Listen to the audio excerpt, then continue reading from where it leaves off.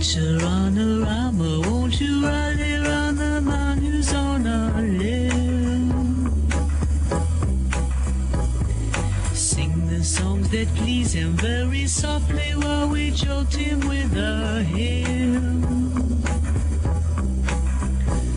Please go easy now with him, because this is his final whim. So be sure that the boy don't die before the morn. Now here's something we don't often do on the show.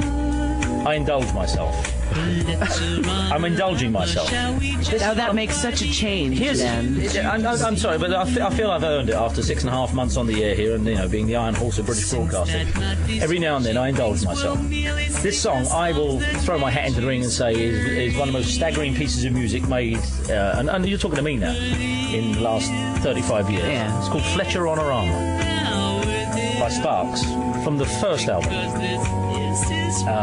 Every time I used to play this on the Saturday show, people say, what's that? Is that, who are these kids out there in Eastern Europe making this crazy music? And I would explain it's actually from 1973 or 2, this. And Sparks are with us, and so it gives me an opportunity to say, gentlemen, I mean, there are many along the way, of course, but that I've always thought, yes, it's always going to come on in my house, and that period everyone's going to recognise instantly. Right. But what a piece of work that was. Oh, boy, you had to sort through a lot of popular stuff to get to one that no one's heard before. But that's Fletcher, what is Fletcher on a Rama? I know, again, I'm indulging myself. You're right there, Sam. We'll get on to the stuff we know. Asking somebody about a song they wrote 30 years ago is always a problem. It's, I suppose you did. The intro kind of passed you by there. I thought, it did. I thought, gee, that sounds good. Something is going on nowadays in pop music. And then I realized it was me 30 years ago. Well, welcome, Rod and Russell. Thank you. Probably the two of the most instantly conjure up visages in pop music in the last certainly 25, 30 years over here. People instantly think of you as... when did you go? When did the moustache become the pencil? I suppose this is a decade long now, something like that. Decade by decade, it changes. So. I didn't see the street posters announcing the change. But yeah, that's what it was. How often do you get over to Britain? Because last time I asked an American, they said we actually live here now. Dan, yeah. So we did live here in the '70s for about 3 years, but we moved back to LA, where we're from, and but we end up coming about.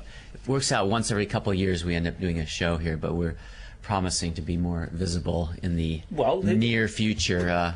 As often here I say, the true worth of pop music is not your long tracks in Cream or Rolling Stone or of The Enemy, as it was. It's looking at eBay to see how the back catalogue's doing. And, that's right. Our new album, which hasn't even been released yet, is about number 4 in the charts already, based on the eBay sales. Our attorneys are at work 24 hours a day on the eBay But models. you've got one of those catalogues which more contemporary, it's certainly like the legendary bands of the 60s, and kind of like groups like U2 and Pet Shop Boys have, where the minutiae and foreign copies of like your Japanese records and something like Picture Disc, Sex and Violence, or Beat the Clock. And there are, I think the word obsessives is fair to say. You have an extraordinarily hardcore centre of obsessive Sparks, don't you? There really are. In fact, there was one girl in Los Angeles who was so obsessive that she befriended Russell's next door neighbor, moved in with him just so she could live next door to Russell.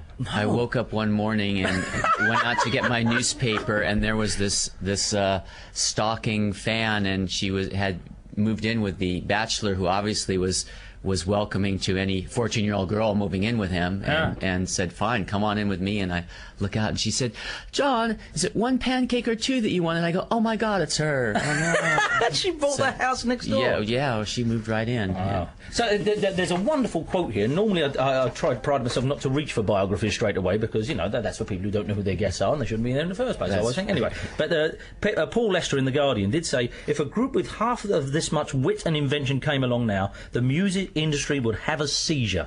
And that is a pretty good quote. What was the deal with Sparks, or is the deal with Sparks, insofar as how much of it is art, because that could be said, because it was so mannered conception like nothing anyone had heard before. How much of it was just studied, and how much of it was just pure fun? Well, it's just a weird sort of balance of things that we never really calculated to do what we're doing. It just seemed to we have like a certain sensibility, but then there was also an appeal by very young girls and stuff, but then it was the type of band that shouldn't have had that kind of appeal because of the lyric nature of the songs. And also just the times of your songs and things, because you could have, like everybody else, took one of Chuck Berry's riffs and had a pretty good living. But you seem to have done something different, and there's very few groups you can say that about. They took part and they thought, how about we do this with it? The odd thing is that actually wasn't something that was contrived. We really wanted to be one of those sort of Chuck Berry rip-off bands, and it just kind of went this odd way. We weren't capable of doing it. We failed in that sense. And I mean, if this is some sort of success, then we succeeded in that way. But did you never think, something like Something for the Girl Who Has Everything, do you think that's actually not singable? And if I do sing it, am I going to have to sing it like this? It sounds a lot of fun, but it's very odd. It's really shocking to us when we played concerts, and Looks was a big hit here. And to see, 14-year-old girls singing that song as a big band era type arrangement, I mean, it's pretty odd. Combination of things. They swing, but then they'll swing in another way, and you can't say, that sounds like a SPARKS song, because nobody ever does, or nobody ever did. And we've really gone off the deep end on the new album. Well, I'll tell you what we'll do. If you want to try singing along to something, forget about it. That's probably why I always love Fletcher Honorama. It's one of the few that I can keep in with. Down, 9, down, 10, down, and give me 2 more. Down. It's 8:17 is Arnold Schwarzenegger. Very good. Now remember, this is one of my favorite exercises that made me blast my biceps up to 22 inches. The next exercise is for the calf. Put a phone book or a block of wood up to the wall of your room so that it will remain stationary. Hold a dumbbell in one hand and stand with the front part of your feet on the book. Remember to lower your heels all the way to the floor as you breathe in, and raise them as high as you can as you breathe out. Beginners should do about 12 repetitions, intermediate 24, and advanced 36. Ready?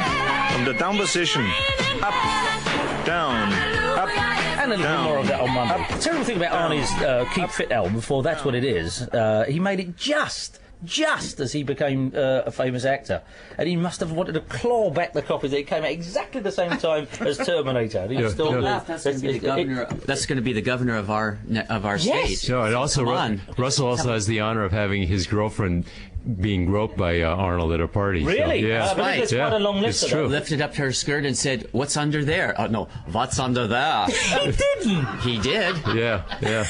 Arnold. No, doesn't he know what's under women's skirts? Well, you just want to make sure. Yeah, just survey, you know. That's something. Okay, so I said to the fellas, what shall I put on off the new album? And the answer came back, whatever's the most difficult to listen to. That's our kind of guess. Whatever's. So here we go. This is from we'll only play a bit and we'll be back to talk to Spark here. But here we go. This is The Rhythm Thief. Oh, hang on.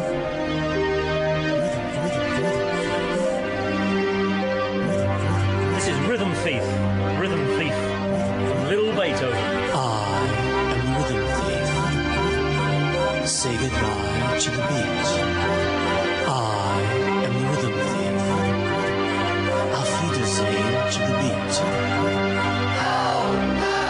Where did the groove go? Where did the groove go? It's empty beat them. Where did the groove go? Where did the groove go? I know this is going to hit me over the head in a minute, isn't it? It's going to hit me right over the head.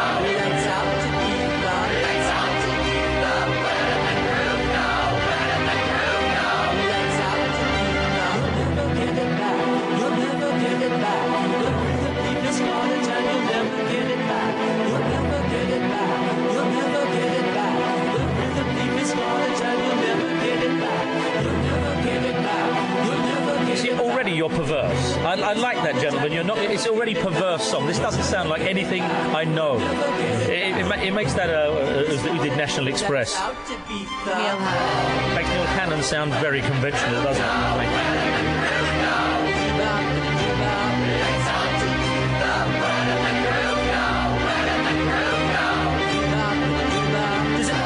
Perhaps if we tempered this down and put in a drum machine behind it earlier, we could have a hit. Or don't you care about that sort of thing? I knew we forgot something. Oh, well, it's not too late. I think it's not coming out till Monday. Maybe we could call back all the 42 million copies that have been pressed. It's still mutating. Here we go. I rhythm thief. Auf Wiedersehen to the beat.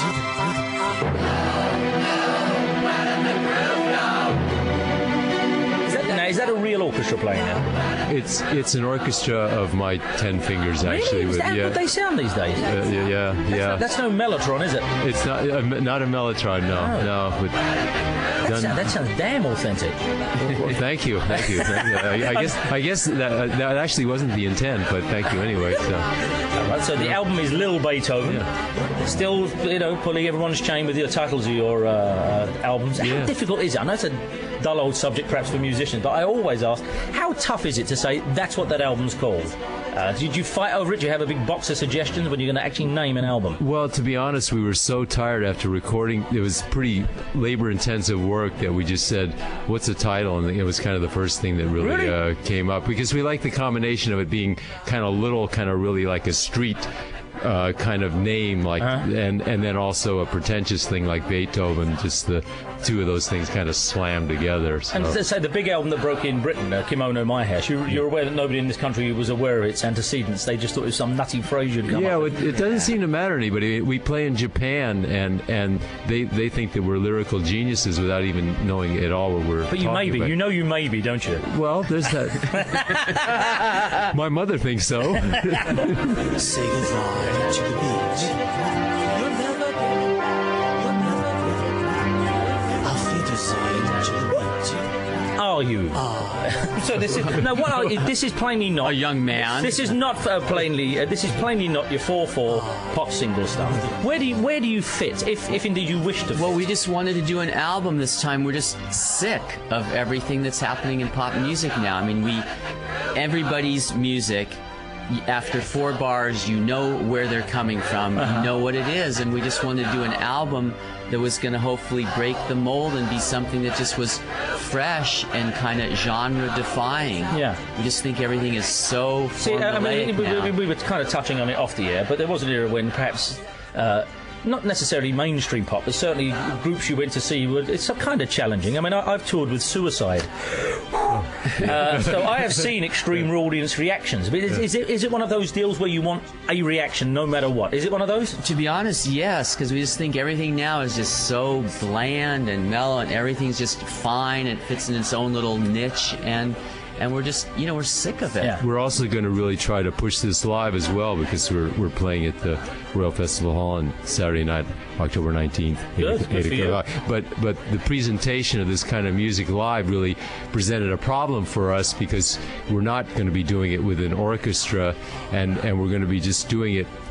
There's 9 tracks on the album, but we're going to be doing the entire album as the first half of the show, just because we really want to push that kind of thing. How much backing can you get for that, though? I mean, when you pitch up at any record company, are they going to? Is anyone still behind this sort of thing, or do they say, "Well, write me something for Stevie Nicks and you can come back"? There's a teenage reference, Stevie Nicks, by the way. To be honest, I mean that sort of mentality is more in evidence now, which is kind of sad. But somebody has to uphold what they think should be the frontiers of pop music. Could you do it? And I know, could you, if somebody said, write us a hit, do you think you're capable of sitting down and saying, all right, let's if write us a teen ballad for one of these nitwit bands? Could you do that? I think now, after all this time, that if I listen to things, I can sort of rechannel and refigure and come up with that sort of thing. But would your hand physically, like the beast with 5 fingers, would it let you write the words, "Baby, I love this romance, baby, let's take a chance"? Could you do that? Well, I'd be snickering all the way through it. So Randy Newman does it. He walks that line sometimes. Yeah. The joke's there. But we just feel that these kind of songs are the ones that should be hit singles, and that for us, fortunately, they have worked. That things we've done that have been a little left of center have fortunately found an audience, and we just. Well, talk about audiences. Over the years, have you had extreme reactions? Where in the world, perhaps here's always a good audience for you. Back home, have you ever had the cans and the water bottles and the booing? Occasionally, and it's been when we've been billed with another act that probably we shouldn't have been billed with. Sure, some Black Oak, Arkansas. Yeah, something like that. The bottles tend to come flying your way, but and what's that like? Well, a bottle at the head is, has never not fun. the physical, but the idea that is there any kind of perverse pride in thinking, you know, we're going to stick this out. Well, the only thing is it sometimes reaffirms that maybe what you're doing is the right thing, you know, when you have that kind of stuff happening to you. Okay, so if you're at the festival hall on Friday... Bring your bottles. Yeah, please. Bill Wyman was here the day before yesterday, and I'm trying to think now, Ron, whether who looks least like a pop icon, you or him, and I've decided it's him. Because this look you're famous for, and I'm sure you're quizzed about it many times, did you were like that, I take it, before the public embraced you and you went into a career in music, yeah? You're this very fastidious, clipped, almost... I'm still feeling the insult of being less like a pop star than... no, that's good. That's good. What do you look like? Ronan Keating? I don't think so. Hey, wait a minute. If somebody sat down and said to the kids, you know, which one of these guys has had loads of hits, you know, and they were showing all these kind of nitwit pop idol people, they wouldn't necessarily pick you out, would they? That's what I mean. No. But the look itself, are you naturally fastidious and...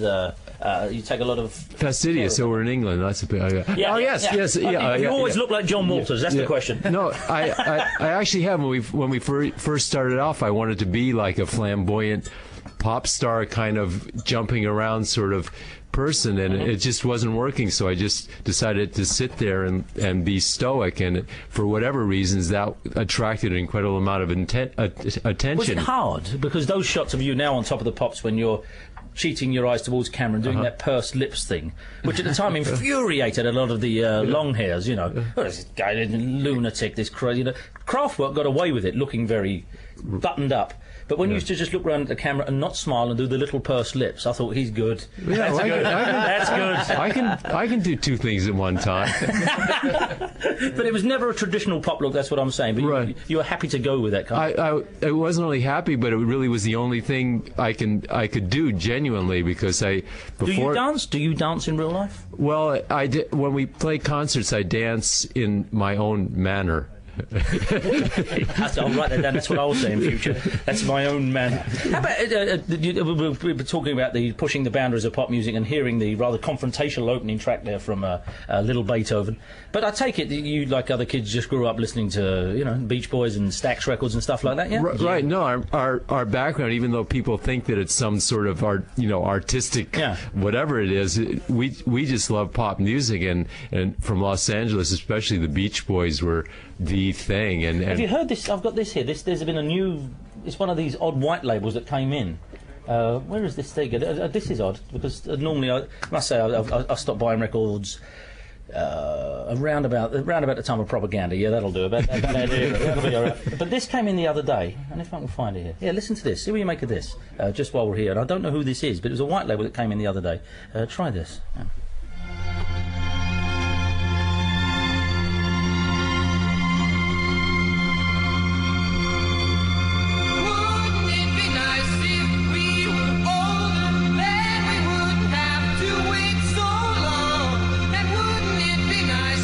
Are you allowed to do that? You're not allowed to do that, no.